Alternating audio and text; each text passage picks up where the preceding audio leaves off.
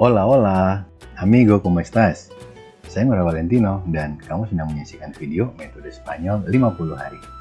Target saya, dalam 50 hari kamu mampu berkomunikasi dalam bahasa Spanyol. Dalam video ini saya akan membahas tentang kata sifat dalam bahasa Spanyol.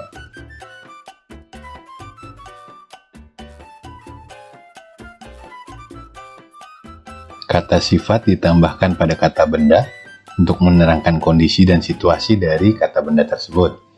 Jadi, karena menerangkan kata bendanya, maka kata sifat harus disesuaikan dengan kata bendanya. Baik itu dari segi jenisnya, maskulinum atau feminino, maupun kuantitasnya, tunggal atau jamak dari kata benda yang diterangkan.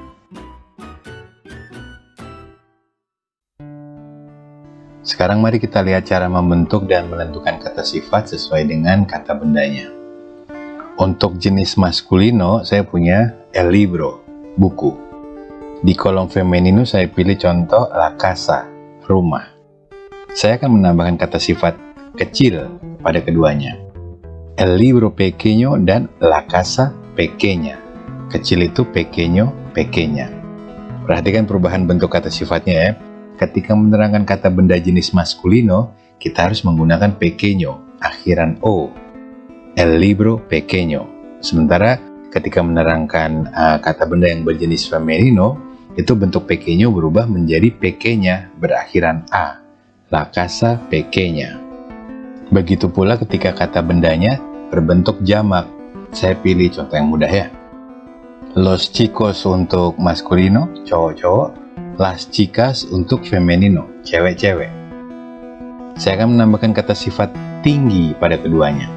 Itu jadinya los chicos altos, cowok-cowok yang tinggi, dan las chicas altas, cewek-cewek yang tinggi. Alto menjadi altos karena kata bendanya jamak, sementara alta menjadi altas.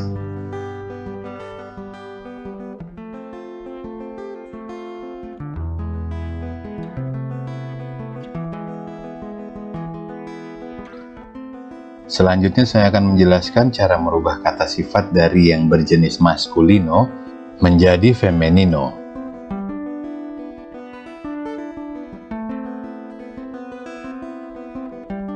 Jadi cara merubah bentuk kata sifat yang berjenis maskulino menjadi femenino, yang harus dirubah adalah bentuk akhirannya. Mari kita lihat ya.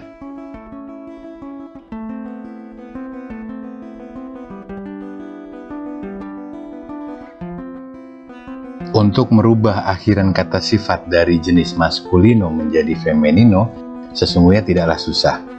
Cara yang paling mudah adalah dengan merubah kata sifat yang berakhiran huruf O menjadi huruf A. Contohnya, Rico menjadi Rika. Ya, tapi karena tidak semua kata sifat berakhiran O, maskulinumnya, banyak kata-kata sifat yang diakhiri konsonan juga. Jadi, cara termudah adalah dengan menambahkan huruf A setelah konsonannya. Gampang kan? Saya sudah merangkum kata sifat dalam bahasa Spanyol yang diakhiri dengan konsonan. Jadi berikut ini hasil rangkumannya. Kata sifat yang berakhiran an pada jenis maskulino tinggal ditambahkan A menjadi ana. Contohnya, Olgazan menjadi Olgazana, pemalas. Selanjutnya, yang berakhiran in itu tinggal ditambahkan A menjadi ina. Contohnya, parlancin menjadi parlancina, itu cerewet atau pembual. Kemudian, akhiran ol menjadi ola. Espanyol, espanyola. Ya. Akhiran on menjadi ona. Burlon, burlona, itu tukang bully. Kemudian yang akhiran or menjadi ora. Trabajador, trabajadora, ini pekerja keras, jenis-jenis orang yang pekerja keras. Kemudian akhiran s menjadi esa, ingles, inglesa, jadi ke Inggris-Inggrisan gitu, ada istilah orang Spanyol seperti itu. Kemudian yang akhiran us menjadi usa, contohnya Andalus, Andalusa. Itu artinya keandalus-andalusiaan gitu. Jadi ini juga beberapa istilah orang Spanyol seperti itu. Ya. Kemudian ada juga kata sifat yang bentuknya tidak berubah baik ketika dia berjenis maskulino maupun femenino. Kita lihat ya.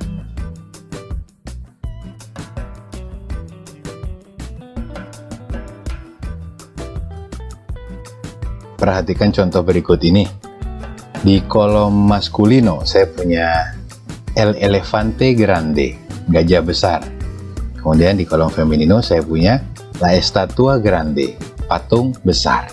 Kita lihat bentuk grande tidak berubah baik ketika dia berjenis maskulino maupun berjenis femenino. Oke, contoh lain. El chico pobre, cowok miskin, ya, dan la mujer pobre, wanita miskin. Lihat bentuk pobre tidak berubah, tetap, ya.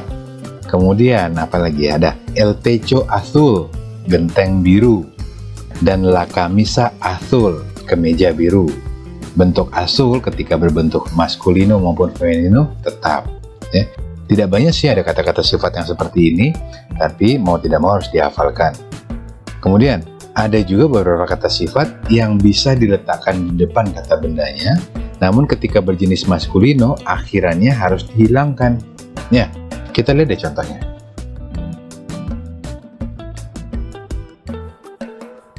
Di kolom maskulino saya punya hombre bueno, pria yang baik. Kata sifat bueno itu bisa diletakkan di depan kata bendanya, di depan hombre. Cuman akhiran o dari kata sifat bueno ini harus hilang. Jadi bentuknya akan menjadi buen hombre. Ya. Sementara bentuk femeninonya itu buena, bentuknya tetap a di akhir kata tidak dihilangkan. Buena mujer, wanita yang baik. Contoh lain, dia malo, hari yang buruk. Jika kamu ingin meletakkan kata sifat malo di depan, maka o dari kata malo ini harus dihilangkan.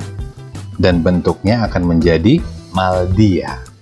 Sementara bentuk femeninonya tetap ya. Jadi mala noche, malam yang buruk gitu.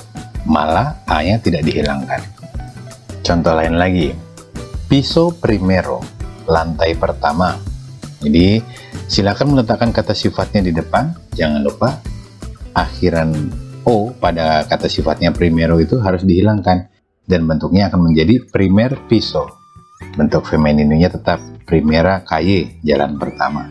Oke, contoh terakhir deh. Coche tercero, itu mobil ketiga. Letakkan kata sifatnya di depan dan hilangkan huruf o di akhir kata sifatnya menjadi tercer coche, mobil ketiga. Terus bentuk femeninonya tetap tercera hija, putri ketiga, ya. Jadi kesimpulannya ada beberapa kata sifat yang bisa diletakkan di depan kata bendanya. Tapi untuk yang berjenis maskulino, jangan lupa menghilangkan akhiran o untuk kata sifatnya, ya. Tapi perlu juga diperhatikan bahwa nggak semua kata sifat itu bisa diletakkan di depan kata benda, ya. Umumnya diletakkan setelah kata benda. Karena tugas dari kata sifat ini adalah menerangkan kata bendanya.